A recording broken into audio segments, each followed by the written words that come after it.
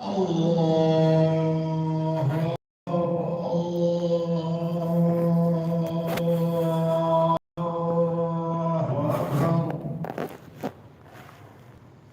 أشهد أن لا إله إلا الله.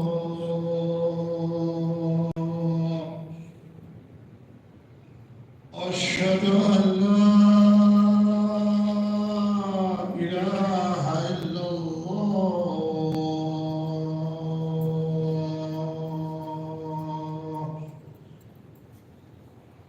أشهد أن محمدا رسول الله.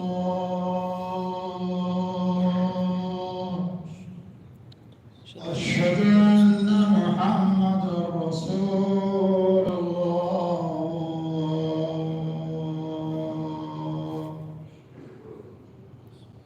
حي على الصلاة.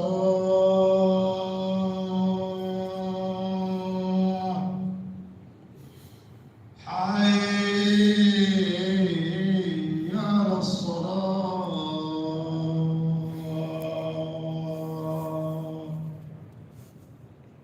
حي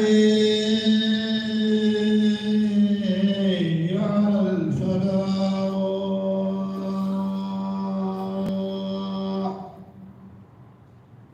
حي على الفلاح.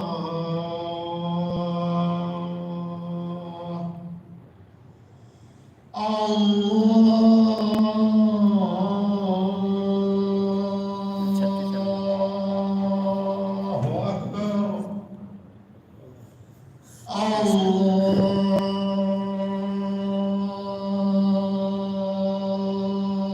الله أكبر. لا إله إلا الله.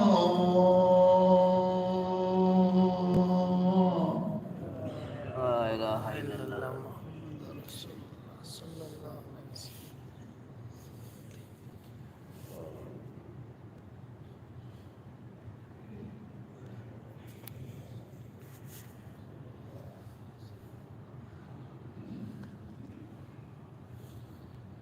الحمد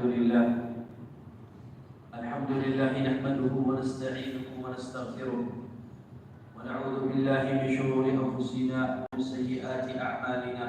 من يهده الله فلا مضل له ومن يضلل فلا هادي له، وأشهد أن لا إله إلا الله وحده لا شريك له، وأشهد أن نبينا محمدا عبده ورسوله وصفيه وخليله، صلوات ربي وسلامه عليه وعلى آله وصحبه ومن اتبع إلى يوم الدين. أما بعد، فأوصيكم عباد الله ونفسي بتقوى الله عز وجل، فاتقوه رحمكم الله وتوبوا إليه واستغفروه، إن ربي رحيم ودود.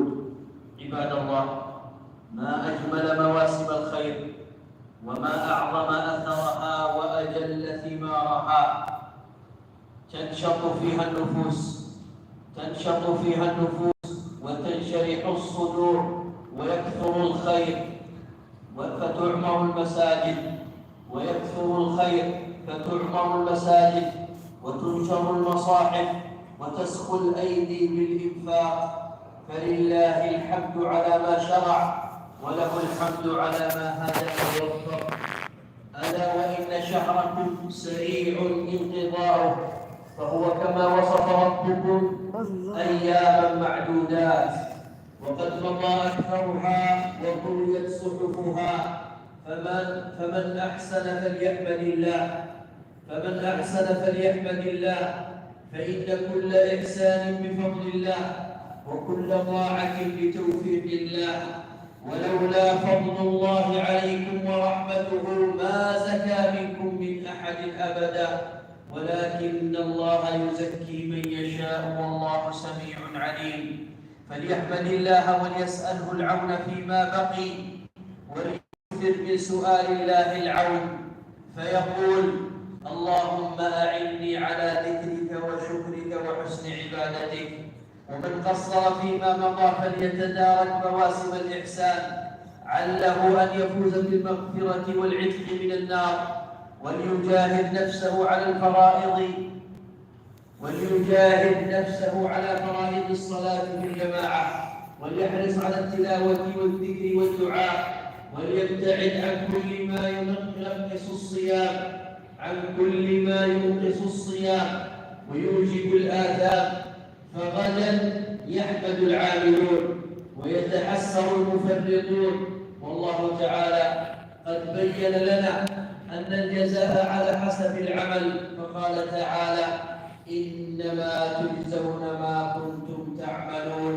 وفي الحديث القدسي يقول الله تعالى: يا عبادي إنما هي أعمالكم أحصيها لكم ثم أوفيكم إياها. فمن وجد خيرا فليحمد الله عز وجل، ومن وجد غير ذلك فلا يلومن إلا نفسه. عباد الله، ستغرب الشمس يوم غد مؤذنة بدخول العشر الأواخر من رمضان، العشر التي كان يحتفي بها نبيكم صلى الله عليه وسلم، وكان يوليها اهتمامه ومزيد عنايته. تقول عائشة رضي الله عنها: كان رسول الله صلى الله عليه وسلم إذا دخل العشر أحيا ليلة وأيقظ أهله وشد المئزر. وعنها رضي الله عنها قالت: وكان رسول الله صلى الله عليه وسلم يخلق العشرين بصلاة ونوم، أي 20 الأولى من شهر رمضان يفقدها عليه الصلاة والسلام بصلاة ونوم. فإذا كان العشر شمر وشد المئزر، وكان يعتكف العشر الأواخر من رمضان حتى توفاه الله عز وجل. فاجتهاد النبي صلى الله عليه وسلم في العشر الأواخر معلوم من هديه وسيرته، وأنه كان يحيي ليالي العشر، وهو ما علته عائشة رضي الله عنها بقولها شمر وشد المئزر. وهذا الاجتهاد منه عليه الصلاة والسلام يطلب ليلة القدر ويسن لأمته ما ينبغي لهم أن يفعلوه من الجد والاجتهاد في طلب هذه الليلة المباركة التي قال الله تعالى فيها: ليلة القدر خير من 1000 شهر. فالعمل في ليلة القدر يفضل ويفوق العمل في 1000 شهر.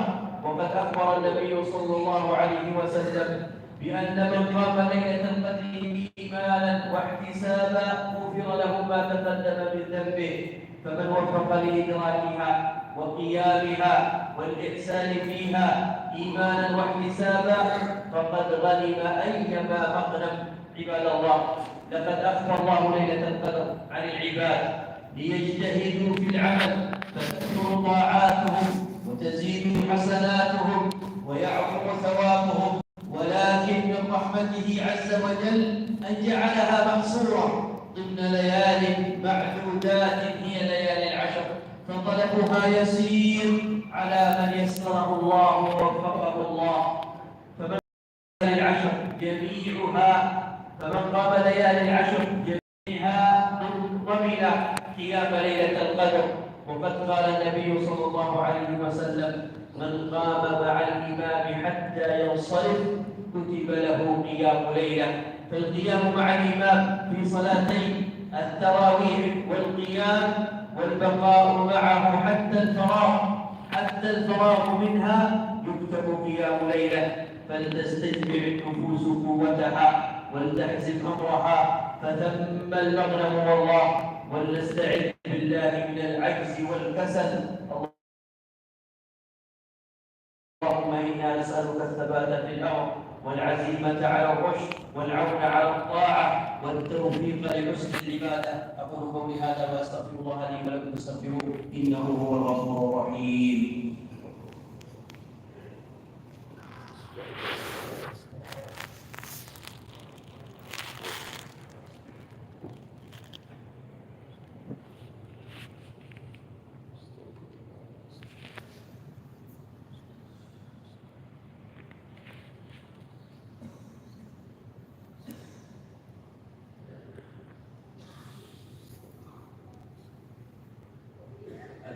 لله رب العالمين، وأشهد أن لا إله إلا الله وحده لا شريك له إله الأولين والآخرين، وأشهد أن محمدا عبده ورسوله المبعوث رحمة للعالمين صلى الله وسلم عليه وعلى آله وصحبه أجمعين. أما بعد، عباد الله، ليلة القدر ليلة مباركة، ليلة القدر ليلة مباركة كثيرة الخير عظيمة الفضل، فمن بركتها أن الله تعالى أنزل فيها هذا القرآن المبارك، كما قال تعالى: إنا أنزلناه في ليلة القدر.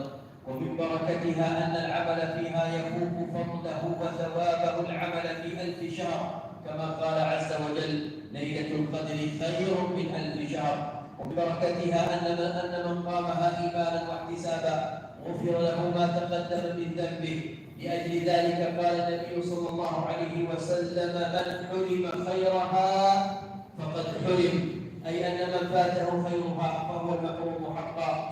فجدير بكل مسلم يرجو ثواب الله والفوز عند لقائه أن يحرص على اغتنام فضلها والإصابة من خيرها، وسبيل ذلك وطريقه الاجتهاد في جميع ليالي العشر بصروف الطاعات وألوان القربات من الصلاة والتلاوة والذكر والدعاء. وقد سألت عائشة رضي الله عنها النبي صلى الله عليه وسلم فقالت: يا رسول الله، أرأيت إن علمت أي ليلة القدر ما أقول فيها؟ قال: قولي: اللهم إنك عفو تحب العفو فاعف عني. فليكثر المسلم من هذا الدعاء ونحوه من الأدعية الجامعة، ويسأل الله من خيري الدنيا والآخرة، يتضرع بتضرع وافتقار وحسن ظن بالله عز وجل. لقد أمر النبي صلى الله عليه وسلم بالتماس ليلة القدر وتحريها في ليالي العشر، فقال عليه الصلاة والسلام: التمسوها في العشر الأواخر من رمضان، في 9 تبقى، وفي 7 تبقى، وفي 5 تبقى، فهي تتنقل بين ليالي العشر. وهي في ليالي الأوتار آكد، وليلة 27 أشد تأكدا، ولا يستطيع أحد من البشر الجزم بتعيينها في ليلة من ليالي العشر. وما ينتشر من الادعاءات والرؤى والمنامات في تعيين ليلتها كل ذلك لا يعول عليه، واللبيب الحازم ومن اجتهد في ليالي العشر جميعها كما كان يفعل النبي صلى الله عليه وسلم، فذلك أحسن مآلا وأهدى سبيلا. وفقني الله وإياكم بإدراك ليلة القدر ومن علينا بالمغفرة والعلم. أعوذ بالله من الشيطان الرجيم. بسم الله الرحمن الرحيم. إنا أنزلناه في ليلة القدر، وما أدراك ما ليلة القدر. ليلة القدر خير من 1000 شهر، تنزل الملائكة والروح فيها بإذن ربهم من كل أمر، سلام هي حتى مطلع الفجر. هذا، وصلوا رحمكم الله على من أمرتم بالصلاة والسلام عليه بقوله تعالى: إن الله وملائكته يصلون على النبي يا أيها الذين آمنوا صلوا عليه وسلموا تسليما.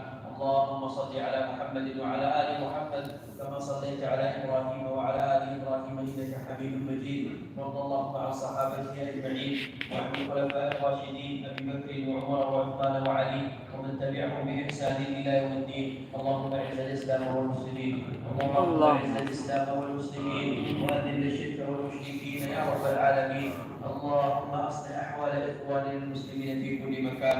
اللهم انصر المستضعفين منهم والمجاهدين منهم في سبيلك في فلسطين وفي بلاد الشام وفي اليمن وفي كل مكان يذكر فيه اسمك يا سميع الدعاء. اللهم وفق علينا أمننا وإيماننا، واحفظ ولي أمرنا، هيئ له الجبارة الصالحة التي تدله على الخير وتعينه عليه يا رب العالمين. عباد الله، إن الله يأمر بالعدل والإحسان وإيتاء ذي القربى وينهى عن الفحشاء والمنكر والبغي يعظكم لعلكم تذكرون. فاذكروا الله الجليل الكريم يذكركم واشكروه على جميع نعمه يزدكم، ولذكر الله أكبر والله يعلم ما تصنعون.